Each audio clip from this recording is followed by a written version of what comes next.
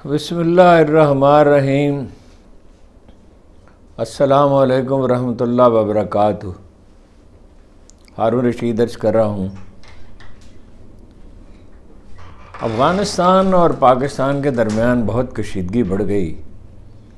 पाकिस्तानी तैयारों ने खोस्त में और पक्तिका में बमबारी की है कल शब 3 बजे, और इसकी बड़ी इम्प्लिकेशंस हैं। ज़ाहिर है, जैसा कि कहा गया कि वहाँ दहशतगर्द पनाह लिए हुए। कल भी कहा था कि 5 से 6 हज़ार, हमारे खुसूसी नुमाइंदे ने कहा था कि 5 से 6 हज़ार दहशतगर्द जो हैं तहरीक तालिबान पाकिस्तान के, वो वहाँ पे हैं। लेकिन उधर से ज़बीहुल्लाह मुजाहिद ने कहा कि ख़ातीन ज़ख्मी हुई हैं। गालिबन कहा कि कुछ लोग मारे भी गए हैं, मगर ये कि 5 ख़ातीन 3 बच्चे ज़ख्मी हुए हैं। अब ज़ाहिर है बच्चे और ख़ातीन तो टारगेट नहीं हो सकते, टेररिस्ट ही टारगेट थे, चूँकि मसलसल वो कार्रवाइयाँ कर रहे हैं, दहशतगर्दी बढ़ती जा रही है। ख़्याल ये था कि तालिबान के आने के बाद सूरत हाल बेहतर हो जाएगी। और दूसरी तरफ ये है कि यहाँ से कुछ ऐसे बयानात दिए गए हैं, कुछ तो ज़िम्मेदाराना बयानात दिए गए हैं, और कुछ इक़दामात और बयानात ऐसे हैं जो नहायत गैर मुहतात हैं, और ऐसे लोगों ने दिए हैं जिन्हें हम पहले से अर्ज़ करते आए ना कि जिन्हें हुकूमत में नहीं होने चाहिए। मोहसिन नकवी ने अफ़गानिस्तान के लिए दुश्मन मुल्क का लफ्ज़ इस्तेमाल किया, दुश्मन को पता चल जाएगा। इसीलिए ये अर्ज़ किया जाता है कि नाजुक ज़िम्मेदारियाँ ऐसे लोगों को नहीं सौंपी जाती।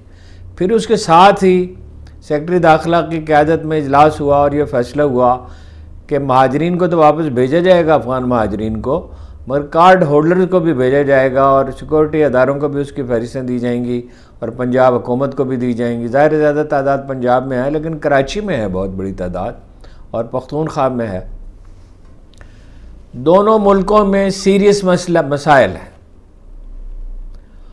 और दोनों को एक दूसरे से शिकायत हैं। ज़बीहुल्लाह मुजाहिद ने यह भी कहा कि पाकिस्तानी अवाम अपनी क़यादत को रोकें, फ़ौजी क़यादत को रोकें, कि दोनों मुस्लिम बिरादर ममालिक में ताल्लुकात में कशीदगी नहीं होनी चाहिए। मसाइल हैं तो मसाइल का हल क्या है? बातचीत है, और कोई हल नहीं है। ये जो तर्ज़ अमल है दोनों हुकूमतों का, इससे फ़ायदा भारत को पहुँचेगा, अफ़गानों को नहीं पहुँचेगा। भारत कभी अफ़गानों का दोस्त नहीं हो सकता, जिसके सबसे बड़े पहाड़ी सिलसिले का नाम ही को हिंदू कुश है, और जिनकी 1000 बरस की दुश्मनी है सुब्तगीन के ज़माने से। महमूद गज़नवी के बाप महमूद गज़नवी के ज़माने, जब लाहौर में आनंद पाल की हुकूमत थी, और वो ज़ाहिर है कि वो हुब्बे अली नहीं है, बुग़्ज़ मुआविया, अगरचे मुहावरा यहाँ कुछ अजीब ही लगता है। तो वो अपना भारत जो है वो उनको माली मदद देगा, और उन्हें ज़रूरत है सर्वाइवल की। कोई इसके सिवा रास्ता नहीं है कि टीटीपी को रोका जाए। और दूसरी तरफ जारहियत से पाकिस्तान की तरफ से बहुत सख्ती से मसला हल नहीं होगा। दोनों तरीके इस्तेमाल किए जाते हैं, दबाव भी डाला जा सकता है। इसका फ़ायदा भारत को होगा, इससे अमेरिका खुश होगा, इससे इसराइल खुश होगा, जो लोग चाहते हैं पाकिस्तान को कमज़ोर रखना। और अमेरिका की तो ख्वाहिश यह है कि पाकिस्तान को इस्तेमाल करे अफ़गानिस्तान के ख़िलाफ़, और उसने किया भी। अगर अफ़गानों ने मतलब वहाँ टीटीपी को पनाह दे रखी है, तो हमें भी याद रखना चाहिए कि मुशर्रफ ने क्या किया था। ठीक है, पाकिस्तानी अवाम उसके ज़िम्मेदार नहीं थे, ना आज की फ़ौजी क़यादत और सियासी क़यादत उसके ज़िम्मेदार है, लेकिन जनरल मुशर्रफ ने फ़ैसला किया था ना, इससे पता चलता है ना फ़ौजी हुकूमत के कितनी बड़ी मुसीबत होती है, और बल्कि लानत होती है, इसलिए कि वो पूछने की कोई बात ही नहीं है अंडर प्रेशर। अगर मैं बहुत गौर करता रहा कि अगर जनरल मुशर्रफ इनकार कर देते तो क्या होता। ज़्यादा से ज़्यादा ये है कि कुछ नुकसान पहुंचता पाकिस्तान को, लेकिन पाकिस्तान का मौक़िफ़ असूली था। पाकिस्तान तो कसूरवार नहीं था 9/11 का, किसी ने पाकिस्तान पर जिम्मेदारी नहीं डाली। पाकिस्तान ने न फैसिलिटेट किया, न मदद की, न किसी तरह की। वो तो रूसी हमले के जो नताइज थे, उसके नतीजे में सारी ख़राबी हुई, खाना जंगी हुई, वहाँ जो भी मामलात में पेचीदगियाँ पैदा हुई, उससे तालिबान उभरे। कभी ठंडे दिल से हमने हिकमत अमली अफ़गानिस्तान के लिए नहीं बनाई। और एक नुक्ता ये है कि हमारे बाबू जो हैं, वज़ारत ख़ारिजा के हों, इस्टेब्लिशमेंट के हों, सियासतदान हों, ये समझते हैं अफ़गान कोई दाना लोग नहीं हैं। एक उनको दे लुक अपान देम कि ये मामूली लोग हैं, ये क्या है, कुरून वुस्ता के लोग हैं। ये कुरून वुस्ता के जो लोग हैं उन्होंने मुल्क को नहायत तेज़ी के साथ वो तरक्की दे रहे हैं। बहुत बड़ी नहर उन्होंने खोद ली है, ज़राअत में वो बहुत जल्द खुद कफ़ील होने वाले हैं और इंतज़ामी अखराजात उनके कोई है ही नहीं। हमारे एक जज को जो तनख्वाह दी जाती है उससे एक पूरे सूबे में वहाँ निज़ाम अदल चल सकता है, शायद 4, 5, 6 सूबे में चल सकता हो। फ़र्श पर बैठकर वो फैसले करते हैं, उनके कोई इंतज़ामी अखराजात नहीं हैं।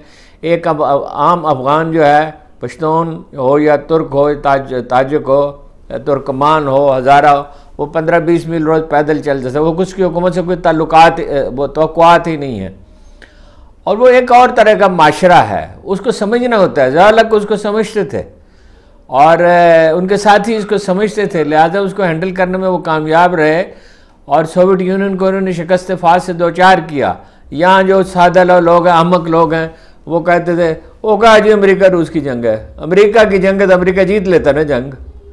इराक़ में जीता, ईरान में फतह याब हुआ और वियतनाम में जीता, अफ़गानिस्तान में जीता। कहाँ जीता है अमेरिका के में? अमेरिका कोई जंगे पैसों से नहीं जीता, सिर्फ जीती जा सकती, सिर्फ असले से भी नहीं जीता। असला भी उनके पास बहुत है, $85 बिलियन। वो उसे इस्तेमाल की तरबियत रखते हैं या नहीं रखते, उनके पास वो लोग हैं या नहीं हैं जो उस असले को इस्तेमाल कर सकते हो। खैर ये तो एक गैर ज़रूरी बहस है। मसला ये है कि दोनों मुल्कों उन्हें TTP का मसला हल करना होगा और हमें भी नहायत तहम्मुल के साथ, बदतरीन वक्त ही में तहम्मुल की ज़रूरत होती है। ये ठीक है टेररिज्म हो रहा है, लेकिन इसी फ़ौज ने, इन्हीं सिक्योरिटी फोर्सेस ने टेररिज्म की उस अजीम लहर पर काबू पाया जो इससे 20-30 गुना बड़ी थी। एक हफ्ते में 3 से 5 बड़े धमाके होते थे और मोहसिन नकवी जैसे लोगों को रोकें। दुश्मन मुल्क नहीं है अफ़गानिस्तान। अल्टीमेट एनालिसिस में वो एक दोस्त मुल्क है। मसाइल हल हो सकते हैं, मसाइल हल होते हैं। यूरोपीय मुल्क जो हैं सदियों से एक दूसरे के साथ लड़ते झगड़ते रहे और आलमगीर जंगें हुई, करोड़ों इंसान मारे गए। यूरोप में जंग हुई थी ना, एशियाई ममालिक का तो उससे कोई ताल्लुक़ नहीं था। जापान अगरचे बाद में शामिल हो गया था, एक स्टेज पे तुर्की भी पहली आलमगीर जंग में शामिल हो गया था, लेकिन ये यूरोप की बाहमी जंग थी ना। तो वो उन्होंने सीखा अपने तजर्बात से। अमेरिका में भी खाना जंगी थी, उन्होंने भी अपने तजर्बात से सीखा। तो ये जज्बात में फ़ैसले नहीं हो सकते। अब जो महाजर हैं उन्हें वापस जाना है, अगर अव्वल तो वो सिर्फ बर्डन नहीं है, एसेट भी हैं। वो बड़ा केयरफुली इसको डिज़ाइन करना पड़ेगा और ये जज्बाती तौर पे फैसले नहीं होने चाहिए, बातचीत होनी चाहिए। वाहिद रास्ता है बातचीत का। देखिए यहाँ कितने पश्तून बसते हैं और वो न सिर्फ बसते हैं, यहाँ कितने पश्तून हैं, बल्कि वो माशरे का नहायत काबिल कदर हिस्सा हैं हमारी मईशत में, हमारी सियासत में। हमारी सियासत में तो इस वक्त उनका किरदार सबसे बढ़ गया और वो कबीला एक आधा इधर है एक उधर है। और फितरी तौर पे अगरचे वो यानी पाकिस्तानी हैं और पाकिस्तानी बन के ही सोचते हैं और उनके साथ एसोसिएट नहीं करते, लेकिन बहरहाल लिसानी रिश्ता और कबायली रिश्ता बड़ा रिश्ता होता है। इसमें एहतियात की ज़रूरत है, बहुत ठंडे दिल से गौर व फिक्र करने की। कोई थिंक टैंक नहीं है ढंग का और कोई गौर व फिक्र नहीं है। 8 फरवरी के बारे में सवालात दम नहीं तोड़ रहे।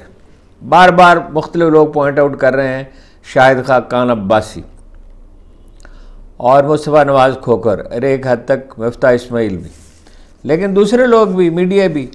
अब वज़ीर आज़म साहब ने, एक एंकर ने कहा, मारूफ एंकर ने, कि नवाज़ शरीफ साहब का कद बहुत छोटा हो गया।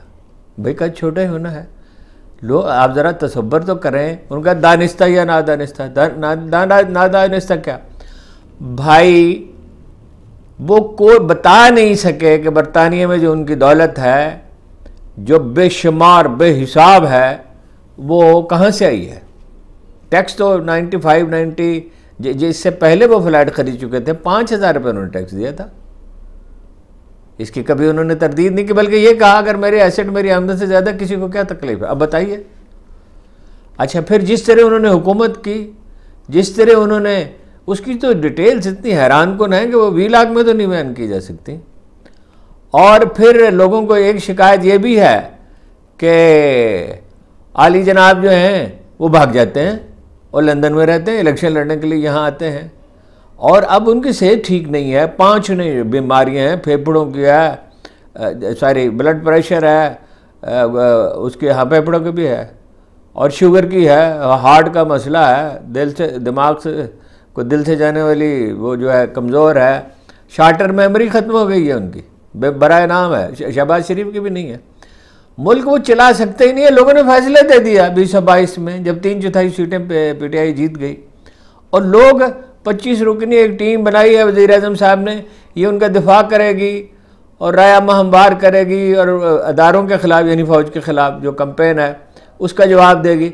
फ़ौज की पोजीशन तो आपने ख़राब की है, सबसे ज़्यादा आपने ख़राब। या सादिक ने क्या कहा था कौमी असम्बली में खड़े होकर कि चीफ ऑफ आर्मी स्टाफ के माथे पे पसीना था और टांगे कांप रही। असम्बली में कहा, असम्बली में खड़े होकर किसको मैसेज दे रहे थे वो? इंडिया को।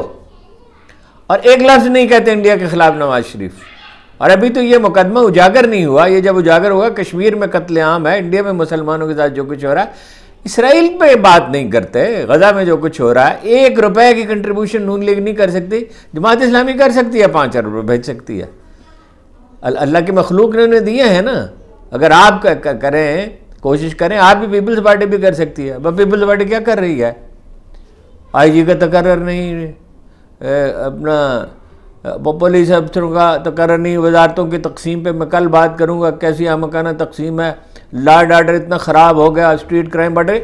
जरदारी साहब गए वालिद ग्रामी की कब्र पे फातिहा पढ़ने, कैमरे लेकर। कैमरे क्या करने हैं वहाँ? बाप की कब्र पे, वालिद की कब्र पे फातिहा पढ़नी है।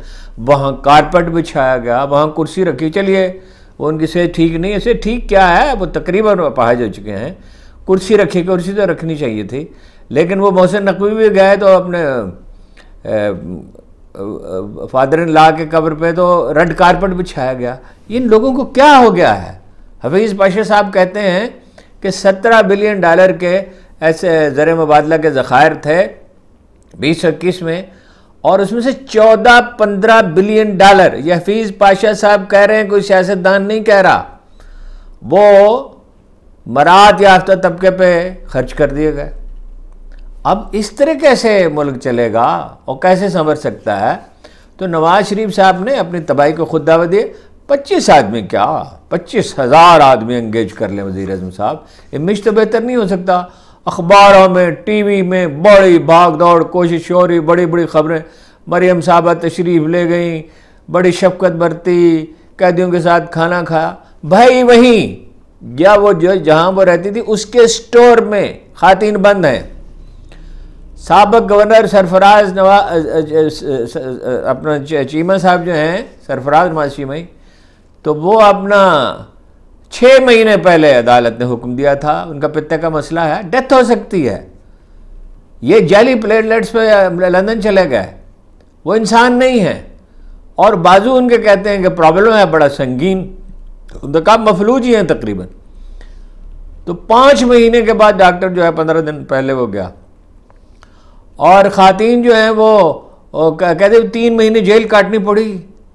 और ये जो 11 महीने से जेल में हैं, जिन पे कोई फर्द जुर्म ही नहीं है, डॉक्टर यास्मीन राशिद भी और सनम भी और दूसरी खातीन भी, तो ये जो हैं, और इनको किस हाल में रखा? पानी, जेल का खाना और पानी। आपको जेल का खाना दिया जाता था, आपके टोकरियां भर के खाने की आती थी।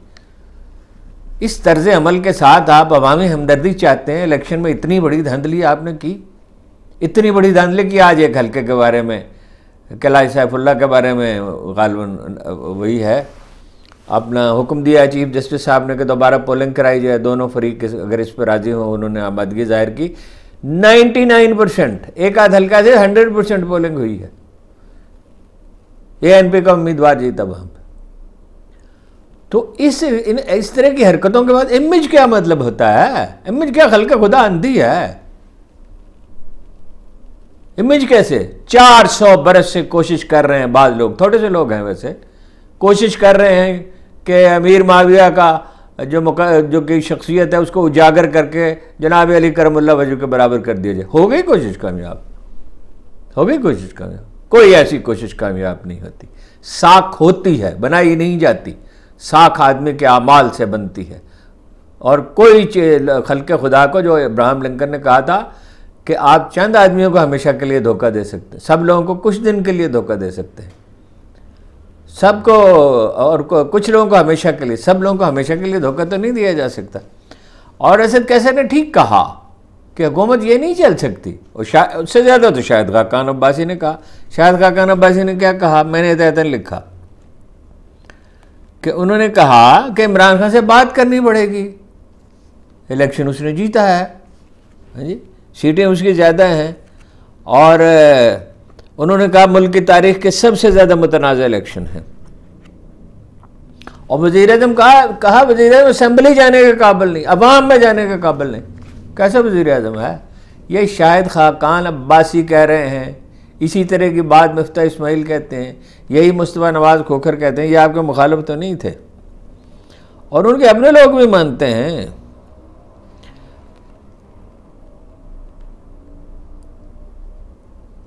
पैंतालीस और 47 के फ़र्क की तरफ भी उन्होंने इशारा किया। और एक बड़ी दिलचस्प बात शाहिद खाकान अब्बासी साहब ने ये कही कि जिरगे वाला तरीका जो है वो मैं बताता हूँ आपको, कि प्रेसिडेंट अफसरों को बुलाएं और उन्हें कहें कुरान पे हलफ दें कि ये 45 फार्म जो है, फार्म 45 ये ठीक हैं, ये नहीं है, जो असल 45 फार्म है। भाई ये भी उन्होंने कहा कि अब उन्होंने बंदोबस्त कर लिया है, फार्म 45 जो है वो भी रीराइट कर लिया गया, 47 भी। मगर क्या बंदोबस्त कर लिया जी शाहिद खाकान अब्बासी साहब? जो लोगों के पास है फार्म 45, 6 उम्मीदवार थे, उनके पास फार्म 45 हैं। भाई कैसे? कागज़ की कश्ती नहीं चल सकती। मट्टी की हंडिया आप बनाएंगे, उसके नीचे आग जलाएंगे और उसमें खाना पका लेंगे, हंडिया जल जाएगी। शोबदाबाजी और जैलसाजी एक हद तक चलती है, उससे ज़्यादा नहीं चल सकती। साफिर केस के बारे में वकला हजरात कह रहे थे, बैरिस्टर अली जफर साहब ने कहा कि ईद तक निमट जाएगा। वकला हजरात तो एक दिन पहले दिन से कह, अब रिपोर्टर भी कहते हैं, रिपोर्टर जो हैं जो अदालती कार्रवाई रिपोर्ट करते हैं उनका काफ़ी फ़हम होता है। एक जज साहब ने भी कहा कि ये तो अपना है, अपने एक सियासी तकरीर है जो आप कह रहे हैं। और ये बात भी पॉइंट आउट की गई है कि 28 मार्च को साजिश का इल्ज़ाम लगाया गया, 27 मार्च को तो जलसे में तकरीर की थी इमरान खान ने और शाह महमूद ने। और उसमें रखा क्या है साइफर केस में? बाज़ इद्दत केस में क्या रखा है और वो $190 के केस में क्या रखा है? शाहिद खाकान साहब ने यह भी कहा कि पीपल्स पार्टी हुकूमत की मदद तो कर रही है मगर इत्तेहादी नहीं है। सदर का अहदा उनके पास है, सेनेट के चेयरमैन का अहदा उनके पास है, तो इस तरह क्या खाक हुकूमत चलेगी? एक जो उन्होंने नुक्ता पॉइंट आउट किया जिस पर कम गौर किया जाता है, एक मिनिमम इत्तफाक राय दरकार होता है, मिनिमम इत्तफाक राय, यही है अपना मुस्तफ़ा नवाज़ खोखर साहब कह रहे हैं। और दलील के साथ देखो, ये शाहिद खाकान अब्बासी या पीटीआई की बात छोड़े, पीटीआई उनके हरीफ है, अब ना माने उसकी बात, लेकिन खल्क़े खुदा क्या कह रही है, आज़ाद अखबार नवीस क्या कह रहे हैं, मुस्तफ़ा नवाज़ खोखर क्या कह रहे हैं, शाहिद खाकान अब्बासी क्या कह रहे हैं।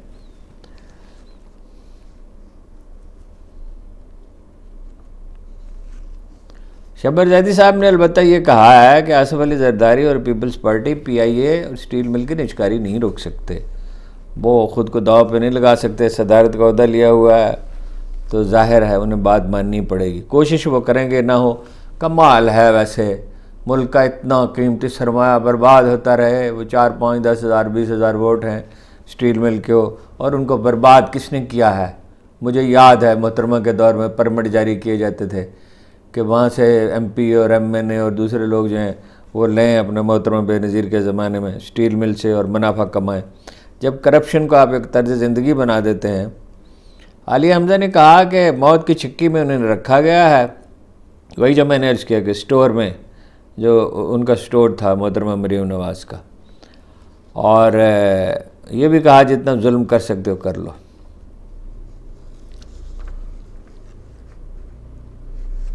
अच्छा, ये सलमान सफदर साहब ने ये कहा साइफर के ज़माने में, एक तरफ कहते हैं कि इमरान खान ने सब कुछ अवाम को बता दिया, दूसरी तरफ कहते हैं साइफर को पब्लिक नहीं कर सकते, सरकारी राज है। उसमें राज है क्या? वो तो एक अमरीकी वो अदारे ने सब छाप दिया, हर शख्स को मालूम है। सरदार नजफ़ हमीद साहब, जनरल फैज़ हमीद साहब के भाई, मुझे अच्छी तरह याद है कि जनरल बाजवा साहब ने बुलाया मुझे और कुछ किसी मामले में गुफ्तगू करने के लिए मैंने उनसे कहा कि आपने बना दिया फलां साहब को आईएसआई के चीफ, तो वो बड़े ही अच्छे आदमी हैं, बड़े आला आदमी हैं, मगर इस काम के लिए तो मौजूद नहीं है। तो उन्होंने कहा फैज़ हमीद साहब संभाल लेंगे।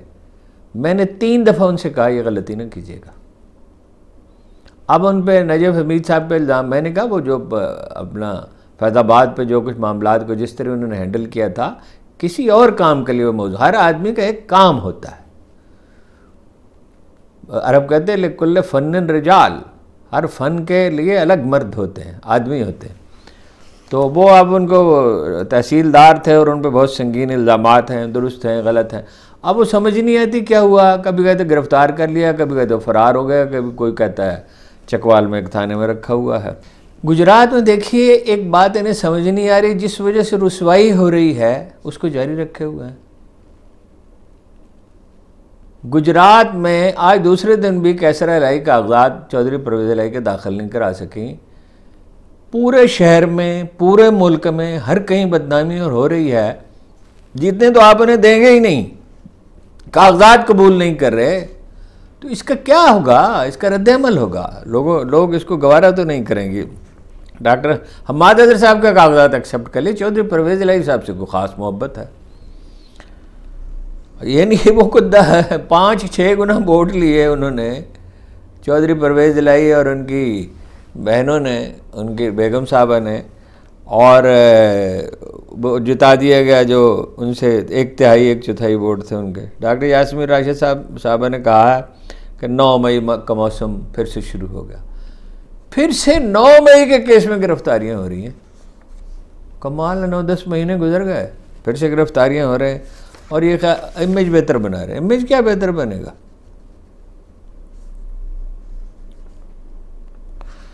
पेशावर हाई कोर्ट ने रोक दिया है शानदाना गुलजार के खिलाफ कार्रवाई से और पूछा कि क्या उनके कितने इख्तियारात हैं सूबों के मामले में।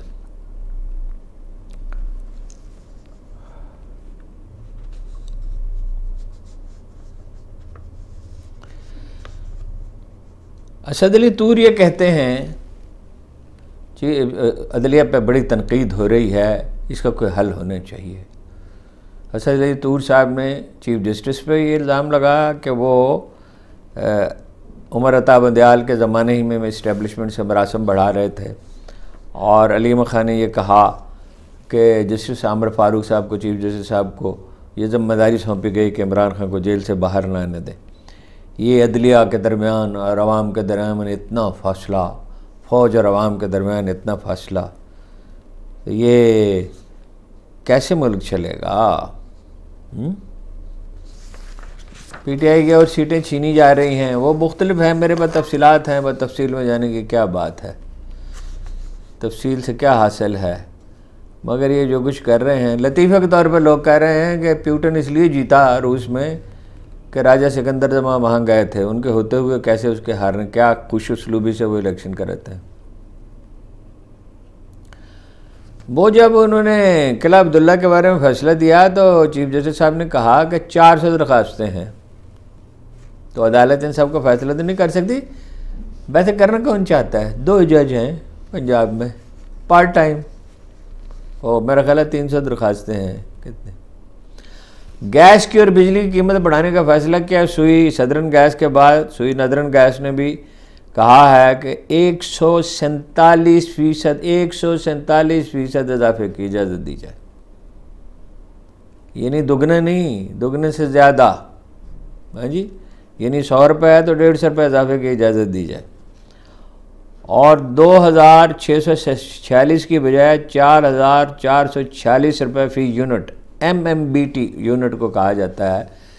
पहले ही गैस की कीमतों में बहुत इजाफा हो चुका है, बिजली की कीमतों में इजाफा हो चुका है। गूंगे हैं क्या? बात नहीं कर सकते। जब IMF से बात करते हैं कि मुमकिन नहीं हो, IMF क्या कहती है? भाई अपने अमीरों से टैक्स लो। 50% जो टैक्स देते ही नहीं हैं, और जो देते हैं उनमें बहुत सारे ऐसे हैं कि जो कम टैक्स देते हैं, और कोई चारे ही नहीं FBR की तश्कील के सिवा, बल्कि नई FBR बनाने के सिवा। आप एक काम को जितना मर्जी मुलतवी कर दें, एक छत आपकी टपकती है, उस पर आप कागज़ रख के आप समझते हैं कि वो छत टपकना बंद हो जाएगी, बहुत उसका बंदोबस्त करना पड़ेगा। और मरियम साहबा जब वह दिलजोई फरमा रही थी और उसकी तस्वीरें और उसके जनाब टेलीविज़न पे मनाजर और उसके जनाब अखबारात में जनाब कालम और जनाब बड़े बड़े कालमनुमा ख़बरें, तो कोई उन्हें याद दिलाता कि रहीम यारखा में हर रोज़ लोग अगवा करके कच्चे में ले जाए जाते हैं, जो आखिरी ज़िला है ख़ास तौर पर तहसील सादकाबाद में, और अगवा भरा है। तो कोई ऐसा मसला है जो हल नहीं हो सकता? कोई परवाह नहीं है, कुछ करना नहीं चाहते। सिराजुल हक साहब ने कहा कच्चे और पक्के दोनों जगह जान महफूज नहीं है। ये नहीं है, सिराजुल हक साहब इस तरह नहीं होता। जैसे कोई कहे कि ये ज़ख्म है, फ़लाँ को भी चोट लगी हुई है, वो साइकिल से गिरा हो, और एक आदमी जो है उसको जनाब गोलियां लगी हों। कुछ मसाइल फौरी तवज्जो चाहते हैं। वैसे तो ये बात ठीक है कि हर जगह जुल्म है और हर जगह नाइंसाफ़ी है और हर जगह बदअमनी है और वजूहात ज़ाहिर हैं, लेकिन कच्चे के इलाके के लिए ऑपरेशन जो है उसमें कोई ताख़ीर नहीं होनी चाहिए। पीपल्स नून PTI के अंदर इख्तलाफात सर उठाते रहते हैं। अपना तैयबा राजा साहब ने सनम जावेद के पर नुक्ताचीनी की है कि उन्हें क्यों टिकट दिया गया। बिल्कुल सादा सी बात है, 1-2 टिकट थे, 1-2 को दिए जा सकते। तैयबा राजा साहब का भी बड़ी खिदमात हैं और भी ख़ातीन की बड़ी खिदमात हैं, बड़ी कुर्बानी दी है, बड़ी तकलीफ़ उठाई है, लेकिन एक वक्त में एक ही को टिकट दिया जा सकता है। इस तरह की बात, उनका कंट्रीब्यूशन भी बहुत है, हमेशा मैं अर्ज़ करता हूँ, शेर अफजल भी करते हैं। मसलन आज उन्होंने ये कहा कि जी पिछली हुकूमत में लोगों ने ये किया और फ़लाँ ने ये किया, महमूद खान ने ये किया। इन चीज़ों को छेड़ने से क्या हासिल है? ये पार्टी इजलासों में करने की बातें हैं, ये तरबियत कोई नहीं। इमरान खान साहब के साथ गुफ्तगू जो है वो कुछ रिवील की है, ताज़ा मुलाकात की नहीं है, पहली मुलाकातों की है। अलीमा खान ने उनसे कहा कि ख़ातीन, बच्चे, ख़ातीन, नौजवान, पोलिंग एजेंट, सोशल मीडिया, सब के सब आपकी पार्टी हैं। तो इमरान खान ने कहा पार्टी तो अब शुरू हुई है। ये बात ठीक है, पार्टी अब शुरू हुई है, फैसला कुन मरहला अब शुरू हुआ है। और अगर मायूसी न फैलाई जाए और हिकमत से काम लिया जाए और तानाज़नी करने के बजाय दलाइल दिए जाएँ और जमहूरी और शाइस्ता तरीके से जद्दोजहद की जाए तो कामयाबी होगी ज़रूर। उसमें पार्टी के कारकुनों को ये भी बताना चाहिए। अच्छा, जो एक प्रोपेगेंडा ये शुरू हो गया कि वो किसी ने नो कहा, पता नहीं किसी अहमक ने कहा होगा जब गज़ा के लिए करारदाद पेश हो रही थी, तो ये कि जी ये लोग गज़ा के ख़िलाफ़ हैं। फ़लस्तीनियों के हक़ में आवाज़ तो सिर्फ इमरान खान ने उठाई, और गुस्ताखी पे भी, कुरान करीम की तौहीन पे भी, और उस पर भी इन्होंने कब आवाज़ उठाई है? ये तो इतने डरे सहमे हुए लोग हैं, नवाज शरीफ और जरदारी साहब, ये तो गज़ा के लिए एक बात नहीं करते, 1 रुपया चंदा नहीं देते, कभी कोई मीटिंग नहीं की, कोई सेमिनार तक नहीं किया। तो वैसे तो PTI को करना चाहिए। एक वक्त में बहुत से फ़राइज़ होते हैं, तो बाद फ़राइज़ आप तरह नहीं कर सकते। उस पर लतीफ़ खोसा ने बहुत सख्त फ़िक्रा कहा है कि अफ़वाज पाकिस्तान हमारी फ़ौज है, सबकी फ़ौज है, ज़ाहिर है सभी की है, और किसी के बाप की नहीं है। उन्हें शर्म आनी चाहिए जो शहीदों पर सियासत कर रहे हैं। शर्म कहाँ जी लतीफ़ खोसा साहब, शर्म कहाँ? शर्म होती। अमीर मकाम साहब जो हैं वो नाराज़ हैं, सरहदी अमूर की वजारत उन्हें दी गई थी, तो वो उसका चार्ज उन्होंने लेने से इनकार कर दिया है। और एक और बुरी ख़बर ये है कि चीन का जो कर्ज़ था उसकी अदायगी नहीं हो सकी, 493 अरब रुपए की। ये सिर्फ इंटरेस्ट है, $1.8 बिलियन की। ये एक्सप्रेस ट्रिब्यून की ख़बर है। और ये भी कहता है एक्सप्रेस ट्रिब्यून कि IMF से वादा किया है कि CPEC के लिए पाकिस्तान मज़ीद फ़ंड्स खर्च नहीं करेगा। यानी रकम तो वहाँ से आती है ना, चीन से, पैसे तो वहाँ से आते हैं, लेकिन कुछ पैसे यहाँ से डाले जाते हैं, यानी चीन से डिस्टेंस। इसका फ़ायदा क्या होगा?